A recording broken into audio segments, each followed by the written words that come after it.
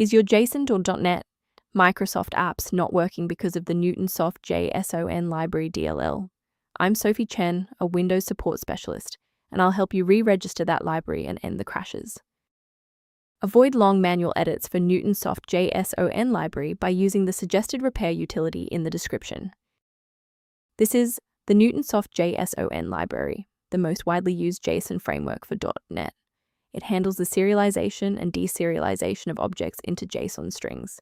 It is a mandatory dependency for virtually all modern C desktop applications that communicate with web APIs. If missing, the app will crash, citing an assembly load failure, preventing the software from passing its own configuration data.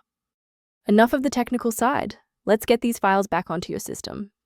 Since Newtonsoft.json library DLL is a third-party dependency belonging to the json.net/Microsoft toolkit, performing a fresh installation of your host application where you received the error is the only way to ensure the library is correctly placed.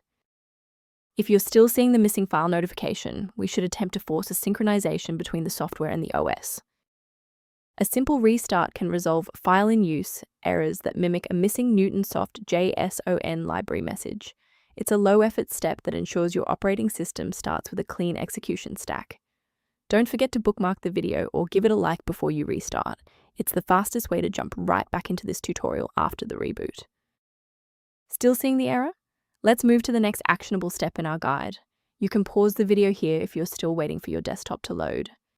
Rebooting didn't restore the monitoring tools, so let's run a command to reset the performance indicators. First, open command prompt as admin. Second, you're going to type lodctr/R, then hit enter. Why are we doing this? Well, these files rarely suffer from physical corruption. Instead, their registration in the performance hive becomes desynced. This command purges those stale entries and rebuilds the registry links.